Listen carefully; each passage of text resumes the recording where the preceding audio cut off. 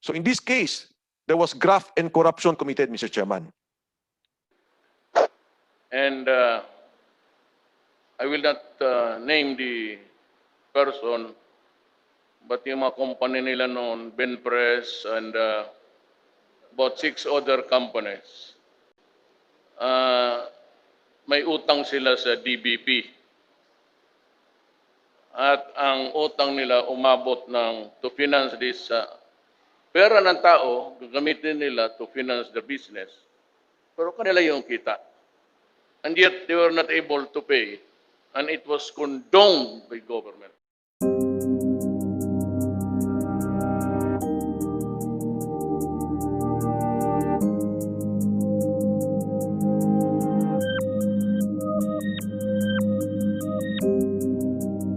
Kung ikaw ay bago lamang sa aking channel, huwag mo kalimutang mag-subscribe at hit mo na din ang bell notification para sa mga bagong updates na aking i-upload. So huwag na natin ito patagalin. The DBP loan investigation by the ABS-CBN Lopez Group of Companies. So I'll go through this step by step. Una po sa lahat, next slide please. Ang mga loans po na to, nagsimula noong 1995. Yan po ang loan, parang hindi makita ata, ng loan ng Bayan Telecommunications. Ito po ay isang syndicated term loan, $374.4 million. Ang ginamit na collateral dito ay estate mortgage on present and future real assets. Outstanding balance by 2006. So from 1995 to 2006, hindi po nakapagbayad ng 576 million. Pagkaklaro, hindi lang naman po sa DBP yan. Again, syndicated, marami pong nagpautang. Tama po, Attorney Quezon, ang aking paliwanag? Mr. Chairman, I'd like to refer that question to our first person, Mr. Tirona. Yes, Your Honor. I did respond. Yes, that is correct. In May 1996, next slide please, umutang po ang Benpress Holdings ng 157 million pesos. Ang ginamit pong collateral, negative pledge over the assets of Benpress. Next slide. Ang Philippine Home Cable Holdings, o ito na po ang Sky Cable na sinasabi natin, 207 million pesos. Again, syndicated po to, pinagsama-sama, ang total amount was 450 million. At ito po ay under mortgage trust indenture, mortgage participation certificate. Yan po yung sa Sky Cable Corporation. And in the case of Maynilad Water Services, next slide please, ang loan po binigay noong year 2000. Ngayon po, kung makikita nyo dyan ang collateral, secured by joint and solidary signature of Benpress. DBP, ano pong ibig sabihin nito? Mr. Chairman, with your permission, if DBP Legal Services again could explain, anong ibig sabihin ng joint and solidary signature of Benpress? Attorney Adjong, please respond. Sir, it only means that the surety is solidarily liable for the loan obligation. Okay. So pag hindi po nakabayad yung borrower, then si surety is also considered liable under the surety sheet. Tama po ba, Attorney Jong, na yung mga mismong kasama doon sa korporasyon, gumagawa sila ng garantiya kung sino man yung mga nandoon? Surety, yes, Your Honor. No, para ho maliwanag, So, naiintindihan ho natin, pero yung Tambayan, para nakikinig at nanonood sa atin ngayon, kung ako po yung may kumpanya at direktor ako sa kumpanyang yon, pag pinautang ako ng bangko, bukod doon sa garantiya, bukod doon po sa pag-utang niya, ang garantiya ko ay yung pagpirma ko na pag hindi nakabayad, ako mismo personal magbabayad sa utang. Kung sino po yung nag-execute ng surety sheet. Okay. Sa mga tuwid, tama po ba, Atty. Jong, laway lang to?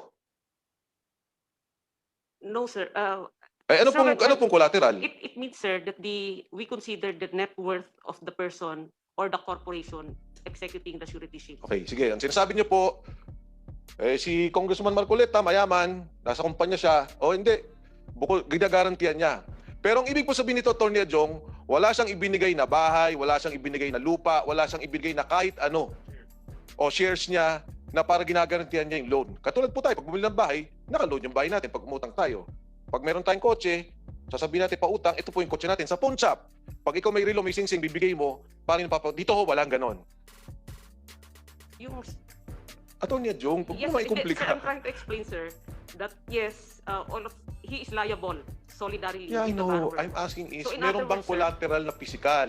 Meron wala, bang sir. singsing? Not Meron on bang the- lupa? Wala. Not on a specific property. Oh, parang sinabi po natin, may kumpanya si Congressman Marcoleta, sinasabi lang nyo, dahil nakita nyo mayaman siya, yung pirma niya sapat na para pautangin. Yes, sir. Okay, so sa makatuwid, at least in my interpretation, wag na po kayo, laway para sa akin.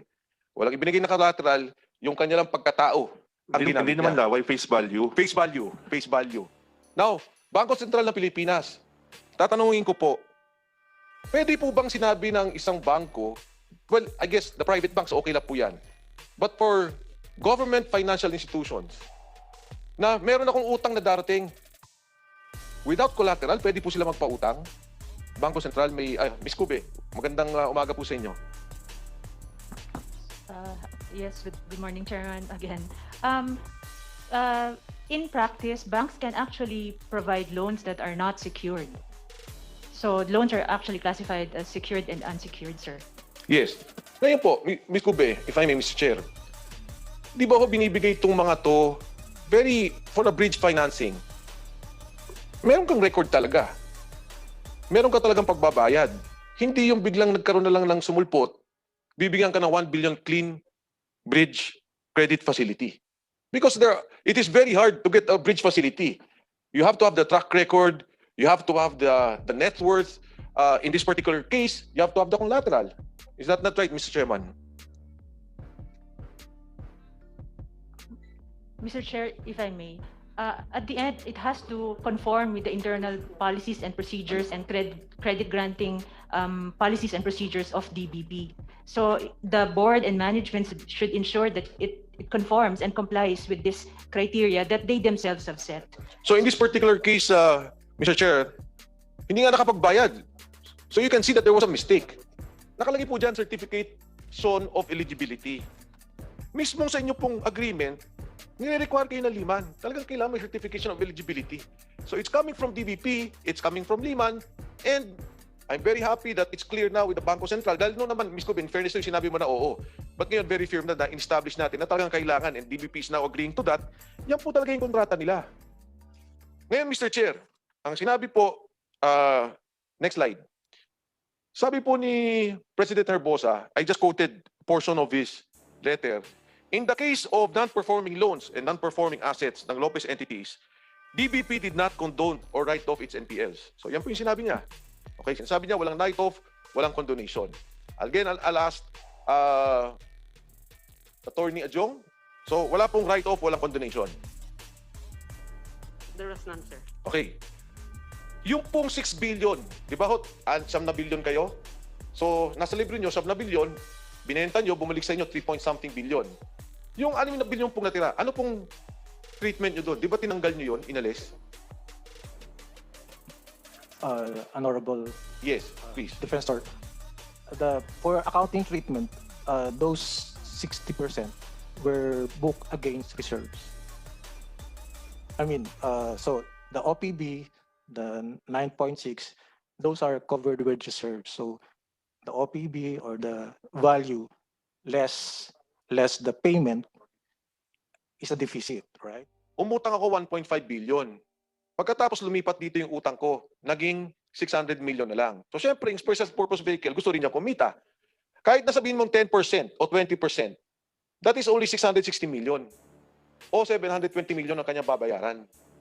Ang tanong ngayon, magkano niya naibenta?